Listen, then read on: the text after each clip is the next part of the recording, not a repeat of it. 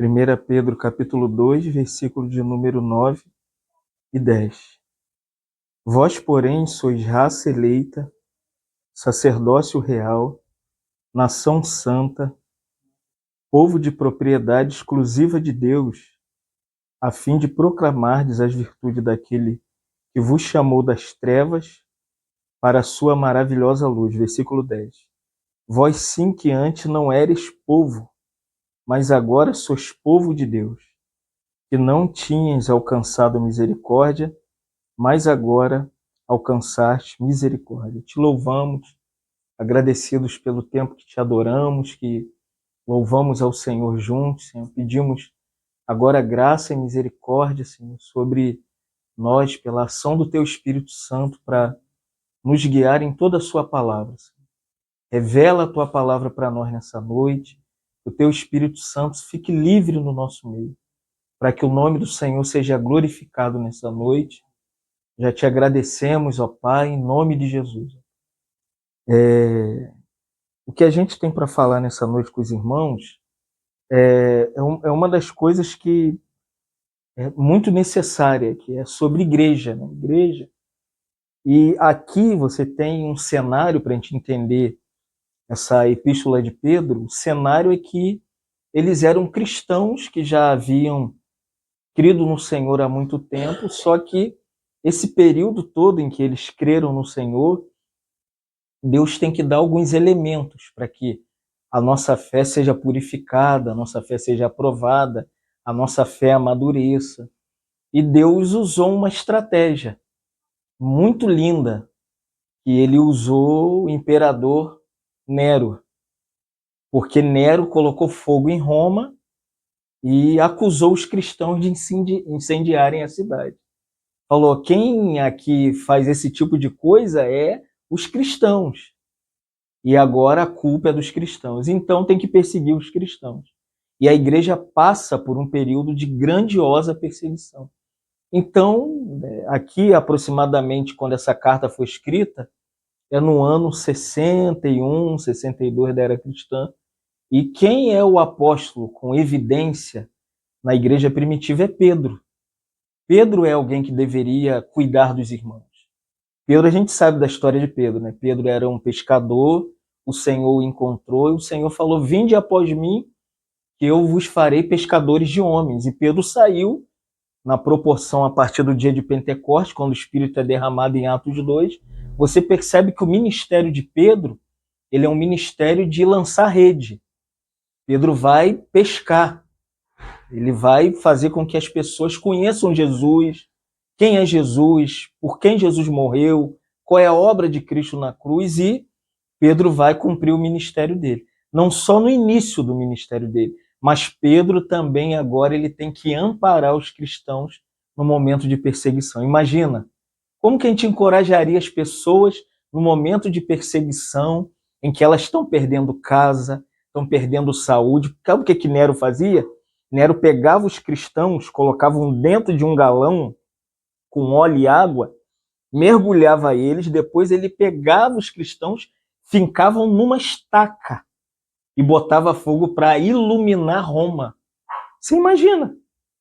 Como agora você vai falar do Senhor para essas pessoas que estavam à beira da morte? Aqui a gente não está à beira da morte, né? Aqui a gente está bem, não tem perseguição, ninguém quer matar a gente, mas esse é o contexto em que a carta de Pedro foi escrita, tanto 1 Pedro quanto 2 Epístola de Pedro. E Pedro aqui, ele quer mostrar, a princípio, qual é a identidade da igreja, qual é a vocação da igreja, como cristãos, como crentes, quem nós somos, irmãos? Você sabe quem você é? Então Pedro, ele começa mostrando que, primeiro, ele diz, olha só como ele diz no versículo que nós lemos, Pedro diz assim, vocês são raça eleita. Pedro diz, vocês são povo escolhido de Deus. No meio da perseguição, no meio da morte, no meio da perda, Pedro mostra que existe uma identidade no coração dos cristãos. Irmãos, nada pode nos tirar da presença de Deus se a gente descobrir quem somos. Quem nós somos? Nós somos o povo que Deus escolheu para ele, Pedro chama de raça escolhida. Não é simplesmente que nós resolvemos crer em Jesus para sermos salvos, que temos medo da morte, que queremos morar no céu. É que Deus nos escolheu para sermos dele. Como a gente precisa, irmãos, entender que a nossa identidade é essa. Isaías 43, 3 e 4, Isaías diz assim: porque eu, Senhor teu Deus, o Santo de Israel, o teu Salvador, dei o Egito para te redimir, e a Etiópia e Sebar por ti, visto que vocês são preciosos a meus olhos. Dignos de ser honrado, eu te amei, darei homens por ti e pela sua vida. Irmãos, Isaías mostra para a gente, assim como Pedro, que Deus moveu o universo, Deus moveu tudo para que nós sejamos dele. Por isso que você nunca vai ouvir da minha boca ou de qualquer um que de fato prega a verdade do evangelho que você não presta, que você não serve para nada, que você é um zero à esquerda. Não, irmão, nós somos escolhidos de Jesus para sermos de Jesus, para pertencer. A igreja não sabe quem ela é. O que a igreja acha que ela é? É um povo que tem que ir no culto e sai do culto e volta para casa? Não, irmão, você é escolhida, escolhido do Senhor. Isso é a igreja. A igreja é um povo que Deus escolheu. Efésios 1, 4, Paulo diz assim, lindamente, né? Escolhidos antes da fundação do mundo. João 15, 16, o Senhor falou, não fostes vós que me escolhestes, mas eu escolhi a vós outros. Então, se agarrem nessa promessa. Que você tem uma identidade que não é o seu RG, esse que você pega, que você mostra, que tem lá um número, não. A sua verdadeira identidade é que você é escolhida para ser de Deus. Não é de igreja, com rótulo, com placa, de ministério, nada disso. Antes dessas coisas, nós somos do Senhor, irmãos. Nós pertencemos ao Senhor. E Pedro continua, ele diz assim, vírgula, sacerdotes reais. Irmãos. Outro aspecto da nossa identidade é que todos nós, criados por Deus, escolhidos por Deus, não precisamos de mediadores. Nós não precisamos de ninguém entre nós e o Senhor. Ninguém, irmãos. Ninguém pode colocar-se entre mim e o Senhor.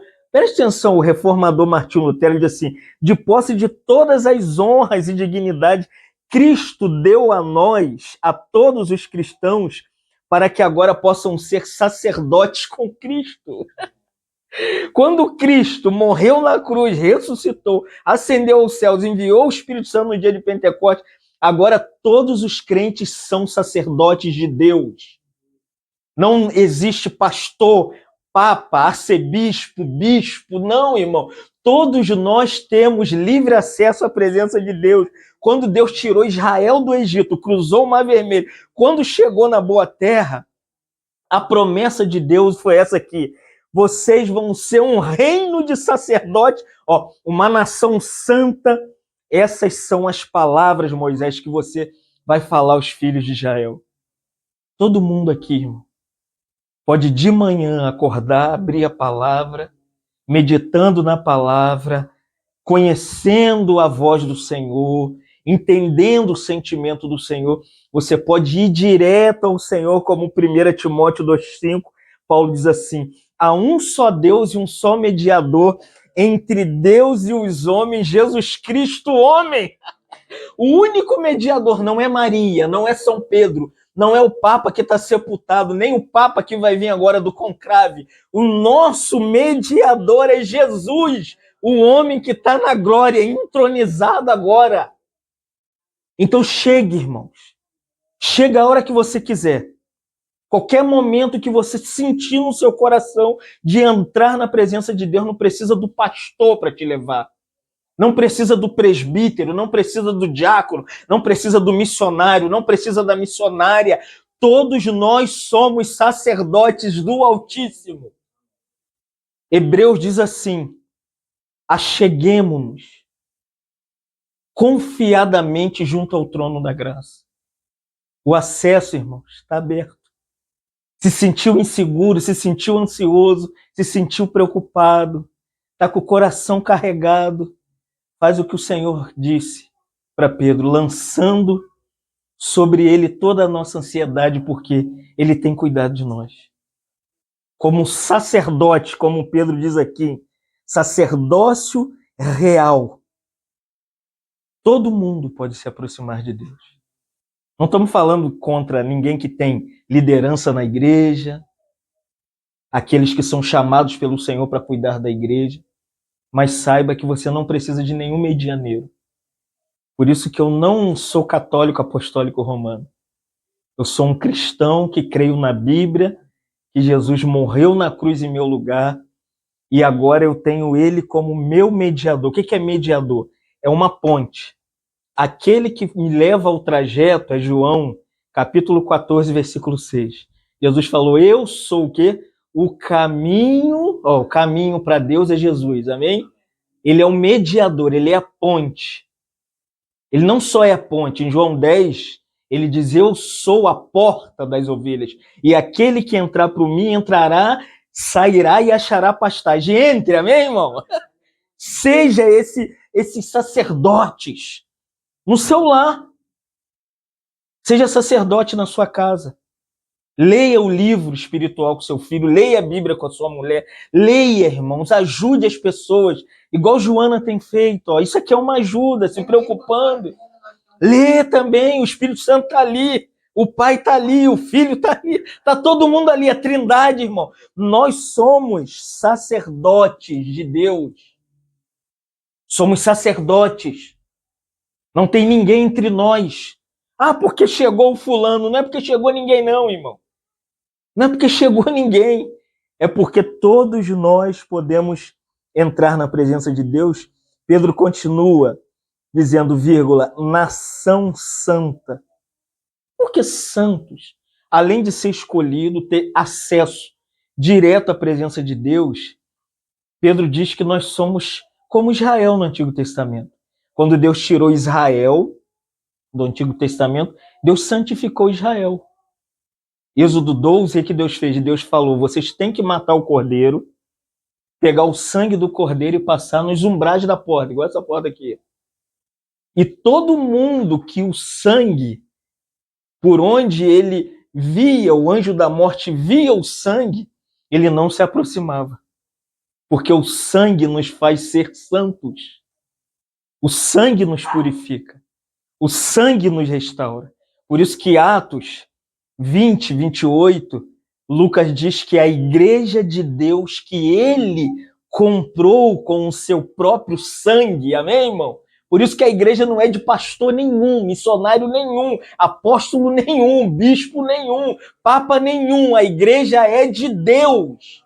Ele comprou um povo e esse povo, Pedro diz, que é uma nação de santos. Ah, mas eu não me sinto santo. Você não precisa sentir. Você sente quando come? Não, mas você vai comendo, a comida vai entrando, a barriga vai enchendo, ó, de tanto comer, o tamanho. A gente vai ficando grande, né? Você vai ficando grande, irmão. Você não tem que sentir nada. Você tem que crer, amém? Você tem que crer. Você tem que crer que Deus te santificou porque ele já te lavou com o sangue do filho dele. Ah, eu preciso me sentir crente. Não vai conseguir. É igual beber na barriga. Tem mães que falam assim, eu senti os 9 meses. E tem mãe que fala, parece que não tem ninguém dentro de mim. Eu só descobri quando eu fui lá e o bebê nasceu. Assim, irmãos, é a maneira que Deus nos santifica. Não é por sentimentalismo, é por fé. É você crendo. E Pedro aqui, em 1 Pedro 1,16, ele diz assim, porque está escrito, sede santos porque eu sou santo. Santo é Deus, irmãos. Toda a sua glória, sua beleza, sua majestade. Mas ele, no ato da salvação, quando ele te escolhe, quando ele te faz sacerdote, Deus coloca uma coisa que a gente chama de essência da santificação. Deus coloca a santidade dele no seu coração. Deus começa aquele processo que nenhum homem pode fazer na vida de ninguém. Nenhum homem santifica ninguém. O que a gente faz é tentar que o outro seja moralista, religioso, legalista, e não faz isso, não toque naquilo, não come isso, e guarda sábado, e sei lá o quê. Não é nada disso, irmão. A santidade de Deus é assim. Aqueles que ele chama, ele separa. Por isso que ele orou em João 17. Jesus falou assim, Pai, não quero que os tires do mundo. Ser santo, agora eu tenho que ficar enclausulado, igual os cardeais, no conclave. Não, irmãos. Ser santo é ser santo em casa. Santo é ser santo fazendo comida. Santo é ser santo vendo novela. Santo é ser santo vendo repórter. Santo é santo em todo lugar, porque a essência que entra em nós é o Espírito que é santo. É ele que te separa. E é ele que faz essa obra. Você não precisa se esforçar para tentar ser o que você não é, irmão. Quanta gente tentando ser o que ele ainda não é. Ele não passou nem por nenhum processo, mas ele se julga santarrão, já viu? Ele acha que ele é melhor do que todo mundo. Ele acha que ele conhece a Bíblia. Irmãos, sede santos, porque santo é o Senhor. E uma das maneiras do Senhor nos santificar está em João 17, capítulo 17, versículo 17. Jesus disse assim, eu os santifico pela palavra. É a palavra que ele tem falado, irmão. Quer ser santo? Todo dia de manhã, abre esse livro e leia esse livro. Respira esse livro, mergulha nesse livro. É assim que eu sou santo. Por fora, ninguém... Eu cheguei no salão, levar meu filho para cortar o cabelo. Eu não me visto de crente, eu não tenho cara de crente. Tem nada de crente, irmão. Agora, se parar perto de mim, vai ouvir a palavra. Aí eu tô lá e o rapaz falou assim, rapaz, eu te vi. Rapaz, por onde que eu tô andando? Ele já fica assim. Ele falou, rapaz, eu vi sua pregação no YouTube. Eu vi como o Senhor te usou, irmão. Entendeu, irmãos? Não é a gente que se amostra tentando ser o que a gente não é. É o Espírito Santo que dá testemunho da gente. É ele que mostra quem nós somos. Essa é a nossa identidade. Qual é a nossa identidade? Escolhidos, Pedro diz, somos raça escolhida, sacerdote real. Terceira identidade do crente, da igreja, somos uma nação santificada. Pedro continua dizendo assim, vírgula, ele diz assim, povo de propriedade exclusiva de Deus. Você não é do seu marido. Você não é dos seus filhos. Você não é da igreja. Você não é do pastor. Você não é de nada. Você é de Deus. Amém? Somos de Deus.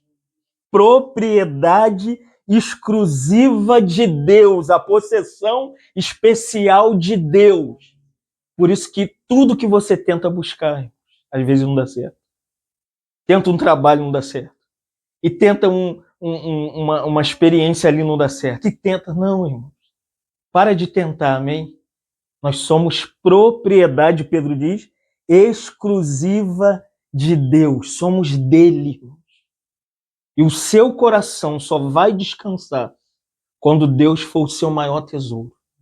Quando Deus ocupar o lugar que ainda é do seu filho, dos seus netos, dos seus bens. Tem gente que está pegada ao dinheiro, está pegada à casa que tem, está pegada à saúde, está pegada a milagre, está pegada a sinais. Não, irmãos. O nosso bem maior é que somos do Senhor. Nós somos como a tribo de Levi. Todas as tribos de Israel receberam uma porção da terra. Quando Deus olhou para a tribo de Levi, que era a casa de Arão, aqueles que iam estar ali levando o povo como sacerdotes para a presença de Deus. O que você espera se você vai cuidar do rebanho do Senhor?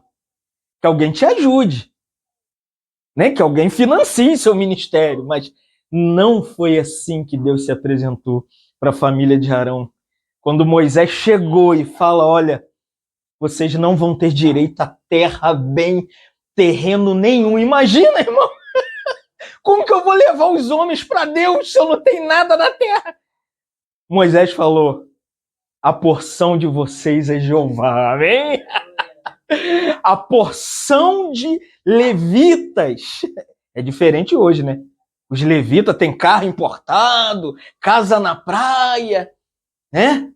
Pregadorzinho, o Miguel, falso profetinha, cobrando 30 mil. Mas se lê a Bíblia, não era assim. A propriedade exclusiva de Deus era os filhos de Arão. E todos nós somos propriedade exclusiva de Deus. Descansa, amém? Descansa seu coração com aquilo que Deus te dá. Descansa, fica tranquilo. Você não precisa nem de mais e nem de menos. Você não precisa ganhar o mundo inteiro. Não precisa disso, irmão. Descansa nessa porção aqui que a palavra diz, povo, olha o termo que Pedro usa, povo de propriedade exclusiva de Deus. Olha só, a Bíblia como reforça isso. Isaías 43, versículo 20 e 21, o profeta Isaías diz assim, os animais do campo me glorificarão. Por que você não glorifica o Senhor? Olha só, os chacais, os filhotes de avestruz, porque porei águas no deserto e rios no ermo, para dar de beber ao meu povo, amém? Se é propriedade exclusiva de Deus, é Deus que cuida, é Deus que dá, é Deus que supre, é Deus que sustenta, é Deus que mantém. O que você tem que fazer? Olha como Isaías diz, ao meu povo que escolhi, o povo que formei para mim, só me louvem. Você tem que louvar o Senhor, irmão. Nem ficar, se você é dele, se vem bênção, você fala, amém, somos igual Jó. Enquanto tinha as fazendas, os filhos, acredito que devia ter neto, bisneto, uma esposa bonita, dinheiro. O que Jó fazia? Jó era uma propriedade exclusiva de Deus.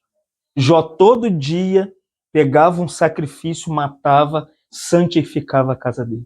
Jó glorificava na bonança e quando Deus permitiu que Satanás o tocasse. Jó não mudou o coração dele.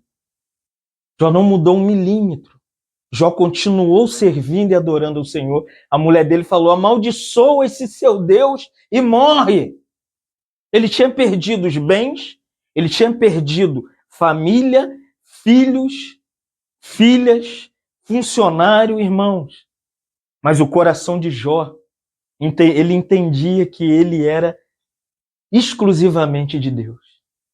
Então entenda, irmãos, que tudo que a gente passa está dentro do plano de Deus, dentro do projeto de Deus. Romanos 8, 28, Paulo diz assim, todas as coisas cooperam para o bem, olha agora, daqueles que amam a Deus, daqueles que são chamados segundo o plano de Deus. Às vezes o plano de Deus não é o que a gente gosta, não é o que a gente quer, não é o que a gente escolhe, não é o que a gente está buscando, mas saiba que você é dele, ele é seu, amém? Não fica pulando, brigando com Deus, discutindo com Deus, aceita, irmãos, amém? Se veio a tribulação, se veio os problemas, irmão, Deus, quando nos salva, ele não nos dá uma promessa de ausência de sofrimento, não, irmão. Esse estudo que dão por aí é mentira. Jesus falou, no mundo tereis aflição, mas tem de bom ânimo, porque eu venci o mundo. O evangelho, ele vem carregado para aqueles que são com essa identidade de escolhidos, sacerdote, que são santos, que são exclusivamente de Deus. Dentro disso, olha aqui qual é o contexto que isso aqui está sendo escrito. Os cristãos estão sendo mortos em praça pública, incendiados vivos. E a verdade é que às vezes Deus não livra um servo dele da doença. Nós tivemos há meses atrás em Unamar e nós fomos orar com uma irmã. Deus usa muito a Joana. essa questão de cura. E Joana compartilhou algo com a gente. Que às vezes Deus cura para a vida e às vezes existe a cura para a morte. Que a pessoa não está mais aguentando, o câncer está corroendo a pessoa não está mais ali. E na mesma semana, outra irmã da nossa igreja de Cabo Frio foi lá orar com ela. Na mesma semana, o Senhor levou ela. Então, irmãos, a gente glorifica o Senhor quando Ele nos dá saúde e também quando não nos dá saúde. A gente tem que entender que Deus é soberano em todas as coisas. É isso que Jó fala no Jó 42, versículo 1 e 2. Jó diz assim: eu só te conhecia de ouvir falar. Mas hoje, os meus olhos te veem. Aí Jó diz assim no versículo 2 do capítulo 42: bem sei que tudo podes, e nenhum dos seus planos podem ser impedidos. Irmão, o que Deus planejou, às vezes você nem vai ver nessa vida. Seus filhos vão ver, seus netos vão ver, mas você não vai ver. Eu quero que meu filho seja salvo. Talvez seu filho vai ser salvo na sua morte. Sabia disso, irmãos? Deus é soberano, irmãos. A gente não pode achar que Deus é um homem igual a mim, igual o Derek, igual o irmão, igual a irmã, não. Deus está sentado num trono sublime e glorioso, mas Ele nos fez a propriedade exclusiva deles. O nome dessa propriedade aqui que Pedro diz, exclusiva de Deus, nós existimos para isso aqui. Olha só, Pedro vai dizer, a fim. Por que eu sou de Deus? Porque existe uma finalidade, a fim que eu proclame os poderes daquele que nos chamou das trevas para a sua maravilhosa luz. Para que eu sou de Deus? É para, no meio do sofrimento, das perdas, das mágoas, os ressentimentos, às vezes Deus não cura, mas eu entendo que Deus me chamou das trevas para a luz dele. Então nós somos chamados dentro desse propósito que nós somos, primeiro, identificados com tudo isso. Essa é a nossa identidade. Segundo, nós temos um propósito porque estamos aqui. Deus nos criou para um propósito. E você vai cumprir, você querendo ou não. Eu não quero, Deus vai te arrastar. Entendeu? Eu não me sinto capaz. Deus vai te dar capacidade. Eu não tenho muita experiência com ele. Deus vai te encontrar igual encontrou ali Jacó no Val de Jaboque. Deus vai lutar para te vencer. Você querendo ou não, Deus vai te derrotar. Amém, irmão? O que a gente ainda não entendeu é que Deus lutou com Jacó, irmão. Às vezes Deus está lutando com você. Deus está cumprindo o propósito dele na sua vida. O que Deus faz? Lutou com Jacó. Permitiu que os irmãos de José se enciumassem por causa do propósito de Deus, irmão. Porque ele tinha uma túnica colorida, os irmãos não tinham, os irmãos começaram a se enciumar, Deus deu um sonho para ele e José contou o sonho. Dentro do propósito existe a questão em que Deus vai até te empurrar para situações que você vai falar assim, como que eu cheguei aqui? É que Deus vai te levar. Quando José conta o sonho, ele fala assim, essa noite eu sonhei que todos vocês se ajoelhavam diante de mim. Os irmãos falam, poxa, esse garoto é louco. Como? E tramaram. E jogaram José num poço. Depois venderam ele para os egípcios. Irmãos, mas quando você pega o final da história de José, em Gênesis, José diz que Deus me enviou para o Egito para preservar a vida de vocês. Mas primeiro estágio, sofrimento, abandono, perda, desgraça, miséria. Depois Deus o abençoou, irmão, por causa do propósito. O propósito de Deus exige sofrimento. Se você não passar pelo caminho do sofrimento, você não é crente, irmão. Crente que não sofre, não é crente. O nosso chamado é justamente esse. Dentro desse propósito, para quê? Para que a gente tenha um fundamento como igreja do Senhor. Tem muitos crentes que é como a casa na areia da parábola que o Senhor conta, aquela historinha. Que veio o vento sul, vento leste, soprou sobre a casa, e a casa não tinha fundamento, não tinha alicerce, e ela caiu. Crente que não sofre, não está fundamentado na fé, não rompe em fé. Então tem que sofrer, irmãos. Às vezes Deus dá sofrimento no casamento, Deus dá sofrimento com o filho, Deus dá sofrimento no trabalho, Deus dá sofrimento com mulher, irmãos. Você só pode ser fundamentado para proclamar as virtudes daquele que te chamou das trevas para a maravilhosa luz, se Deus te fundamentar. Dentro desse propósito, como igreja do Senhor, você precisa entender que Deus ele quer ser glorificado na sua vida. Olha como o versículo 10. Vós sim que antes não eras povo, mas agora somos povo de Deus. O que é a igreja? Povo de Deus. Amém? Vamos falar? A igreja é o povo de Deus. Todos os que foram eleitos, viraram sacerdote, são uma nação de santos para proclamar sobre o lugar que você mora. Aqui em São Gonçalo, a gente em Itaboraí, e tem irmãos em Cabo Frio, tem irmãos em Miguel Pereira, e tem irmãos no Rio. Aonde você estiver, você é chamado para proclamar as virtudes daquele que te chamou. E às vezes isso exige perda. Às vezes você perde o sono. Já percebeu que às vezes você acorda de madrugada, você pensa que é para ir no banheiro? Não é, querido. É para orar. É para dobrar o joelho. Isso acontece comigo direto, irmãos. É pelas madrugadas. Eu falei, meu Deus, eu deixei de dormir. Não é não, irmãos. É porque Deus quer contato contigo. E a gente corre pro celular, né? Se for pro celular para ler a Bíblia, amém. Mas se acordar de madrugada, não vai pro celular, não. Vai pro joelho, amém, irmão? Dobra o joelho. Né? Como Pedro diz aqui, proclame as virtudes daquele que vos chamou das trevas para a sua maravilhosa luz. Somos povo de Deus para quê? Como que somos povo de Deus? Vamos lá em Efésios, queria só para terminar, Efésios capítulo 1, quero te mostrar qual é a finalidade, porque você é o povo de Deus. Efésios 1, versículo 7. Efésios 1, versículo 6. Paulo vai dizer por que a gente é povo de Deus e para que a gente é povo de Deus. Paulo diz assim, para louvor da glória da graça que ele nos concedeu gratuitamente no amado. Versículo 4,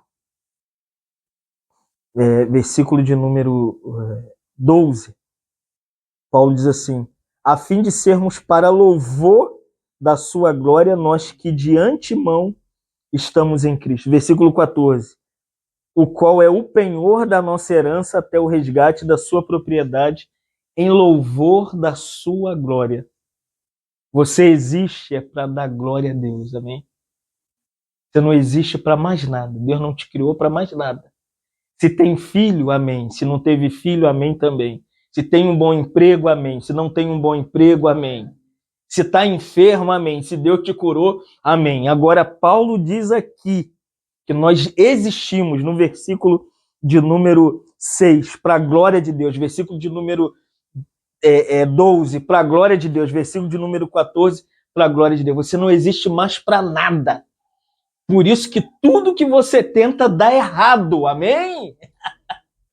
Já viu que às vezes você tenta ir por aqui, vai dar errado, irmão. Nós nascemos para a glória de Deus. John Piper diz assim, que Deus é mais glorificado em nós quando a nossa satisfação está só nele. Você quer dar glória a Deus? Busque a satisfação do Senhor. Se alegre em satisfazer os desejos do coração do Senhor. Não é do seu marido, não, amém? Não é do seu filho, não, amém? Do seu neto, não, amém? Não é do seu patrão no trabalho, não. Não é da sua mulher, não. Às vezes nós mudamos as coisas. A nossa satisfação é satisfazer o coração do Senhor, irmãos.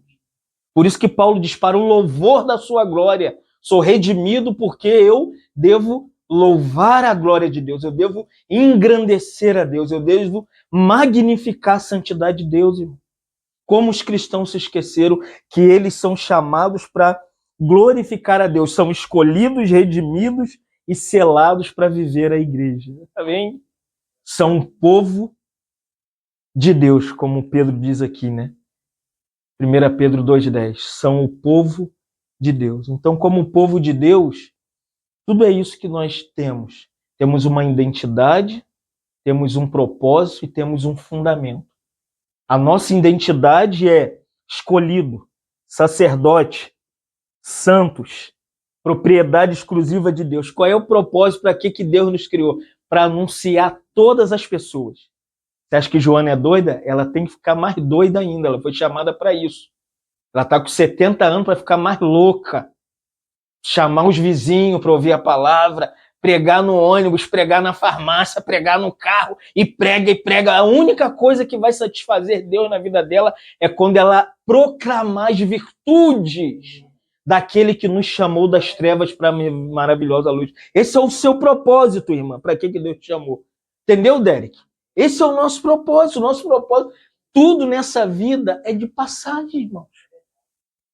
Quantas pessoas estavam aqui do nosso lado? Eu estava junto com o irmão dela, reunindo, discipulando João. Mas eu estava né? falando isso. Aqui é tudo passageiro. A gente vai, Sim. deixa Sim. entendeu? Eu acho que a melhor coisa é isso. Sim. A gente ir para a glória. Sim. Viver para Deus. Eu estava com o João. De repente, o Senhor chamou o João. Período que nós vivemos, em Cabo Frio, João ali ouvindo a palavra, João sempre na dele, mas sempre nas reuniões. Dos 3 anos que nós tivemos, já vai para quase mais de 5 anos, o Senhor alcançou o coração dele. Porque, irmãos, nós existimos, é para isso que Pedro diz, é o propósito para que Deus criou. Para proclamar. E qual é o nosso fundamento? É glorificar Deus. É dar glória para Ele. Dar glória. Você tem que dar glória na sua casa, você tem que dar glória na sua família, tem que dar glória por causa dos seus filhos, tem que dar glória pelo que Ele te deu, irmão. Glorifica Deus. Abre seu coração. Ah, Senhor, eu ainda não entendi. Dá glória para Deus. Sabe quem não deu glória? Herodes. Depois que ele matou Tiago, a fio de espada, Tiago menor, ele se vestiu com uma roupa real, se assentou no trono e não deu glória para Deus. E caiu, expirou como morto e os vermes o comeram. Ele achava que depois que matou o apóstolo de Jesus, o povo ia glorificá-lo e Deus não dá glória para o homem. Amém, irmão? Deus não dá glória para mim. Eu não tenho glória porque prego muito, que sou conhecido. Não, irmão. A nossa glória está na cruz, amém? Mateus 16, 24. Aquele que quer vir após mim, a si mesmo se negue, tome a sua cruz e siga-me. Quer seguir o Senhor? Renúncia, abnegação, é perda, sofrimento, porque é a maneira que Deus nos deu para glorificar o nome dele. Te louvamos nessa noite. Agradecidos pela grandiosa identidade que há na igreja. Obrigado porque o Senhor nos deu uma identidade que o mundo não conhece. Ninguém sabe quem somos de verdade. Mas nessa noite nós aprendemos um pouquinho tudo aquilo que o Senhor fez por nós e operou em nós. Também obrigado pelo propósito para que o Senhor nos criou como a igreja, como povo de Deus.